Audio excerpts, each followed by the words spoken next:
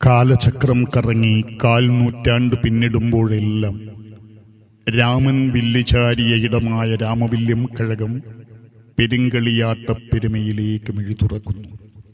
അനേകായിരങ്ങളുടെ അനേകകാലത്തെ നിതാന്ത ജാഗ്രതയുടെയുള്ള പരിശ്രമങ്ങൾക്കൊടുവിൽ അഷ്ടദിനങ്ങളിലായി നടന്ന ഇഷ്ടദേവിയുടെ തിരുമംഗല്യവേളയിതാ കാലയവനികയ്ക്കുള്ളിൽ മറയാൻ സമയമായി. ഇന്ന് ശുക്ലപക്ഷത്രയോദശി തിഥിയിൽ മകം നക്ഷത്രം 2-ാം പാദത്തിൽ ഇടവം രാശിയിൽ കലശത്തറയ്ക്ക് മുന്നിൽ തിരുമുടിയണിഞ്ഞ ദേവി തിരുമുറ്റത്തെത്തി.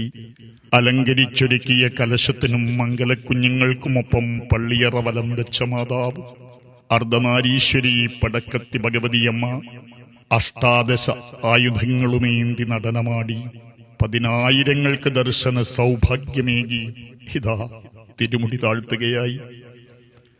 ഇതേ ജന്മത്തിൽ ഇനി ഈ തിരുമുറ്റത്ത് ദേവിയെ കാണാൻ കഴിയുമോ എന്ന ആശങ്കയുള്ള എത്രയോ ഭക്തജനങ്ങളിതാ ഈറൻ മിഴികളോട് ക്ഷേത്രനടയിൽ നിന്ന് യാത്രയാകാനൊരുങ്ങുന്നു. 4 നൂറ്റാണ്ട് കഴിഞ്ഞ് അവശേഷിക്കുന്ന ഭക്തർക്ക് വേണ്ടി ഇനിയും അമ്മയെത്തും. അതുവരെ എന്റെ ഈ അർദ്ധനാരീശ്വര രൂപം മനസ്സിൽ പ്രതിഷ്ഠിച്ച് നിങ്ങൾ കാത്തിരിക്കുക എന്ന് പറയാതെ പറഞ്ഞ് പടക്കെത്തിയ ദേവി കാണാമറയത്തേക്ക് യാത്രയാകുന്നു. കടൽ പോലെ അനന്തമായ ഏതോ യുഗമുഹൂർത്തത്തിൽ ആരംഭിച്ചൊരു സമുദായത്തിന്റെ കഥ ആര്യദേശത്ത് നിന്ന് പ്രയാണം ആരംഭിച്ച യാനപാത്രം പോലെ ഇനിയും ഒഴുകിക്കൊണ്ടേയിരിക്കും.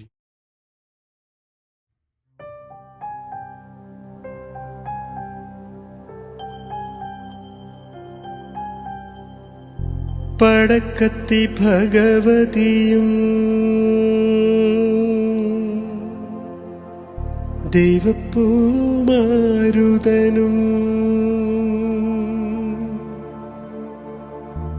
ഇടം വലം കുടിയിരിപ്പൂ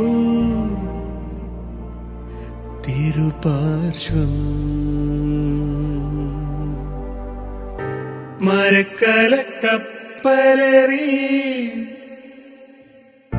വന്നവളെ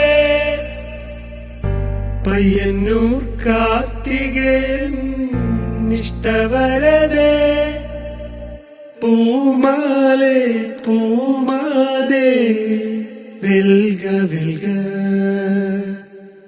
രാമവില്യ കളിയാട്ടം വാഴ്ക വാഴ്ക.